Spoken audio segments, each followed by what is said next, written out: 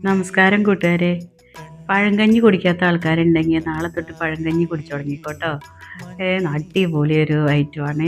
ഈ ചൂട് കാലത്ത് ബോഡിക്ക് നല്ല തണുപ്പ് കിട്ടും. അതിനായിട്ട് നമുക്ക് തലേദിവസം ബാക്കി വരുന്ന ചോറുണ്ടല്ലോ, അത് കഴുകി കുറച്ച് നല്ല വെള്ളം ഒഴിച്ച് ഒരു മൺകലത്തിലിട്ട് മൂടി വയ്ക്കുക. അപ്പോൾ ഒരു ചെറിയ പുളിപ്പ് രസം വരെ ചോറിന്. എന്നിട്ട് അതിലേക്ക് നമുക്ക് കുറച്ച് ചുവന്നുള്ളിയും പച്ചമുളകും കാന്താരി ഉണ്ടെങ്കിൽ അത് ചതച്ചിട്ട് കൊടുക്കുക.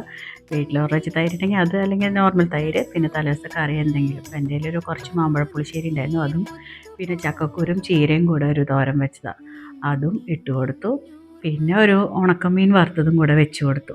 പിന്നെ എൻ്റെ കയ്യിലുണ്ടായിരുന്നത് ഞാൻ കുറച്ച് നാളായിട്ട് വെച്ചിട്ടുള്ള ഒരു മാങ്ങ അച്ചാറുണ്ടായിരുന്നു. കുറച്ച് നാളായിരിക്കുന്നത്, നല്ല നല്ല എണ്ണയൊക്കെ പിടിച്ച് നല്ല അടിപൊളിയാണ്. അതും കൂടിയിട്ട് കൈ കൊണ്ട് നന്നായിട്ട് അങ്ങ് ഞെരടി യോജിപ്പിച്ച് നമുക്ക് എടുക്കാം കേട്ടോ. ഇനി നമുക്കതൊന്ന് കഴിച്ച് നോക്കിയാലോ. നല്ല സെറ്റായിട്ടുണ്ടേ, ഒന്ന് കഴിച്ച് നോക്കിയാലോ എങ്ങനെയുണ്ട് നോക്കാം. Yummy yummy.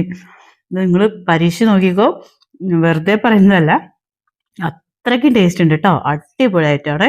എല്ലാവരും ഒന്ന് ട്രൈ ചെയ്ത് നോക്കിക്കോളൂ കേട്ടോ. നല്ല ചൂടുകാലത്ത് പറ്റിയിട്ടാണേ. Thank you.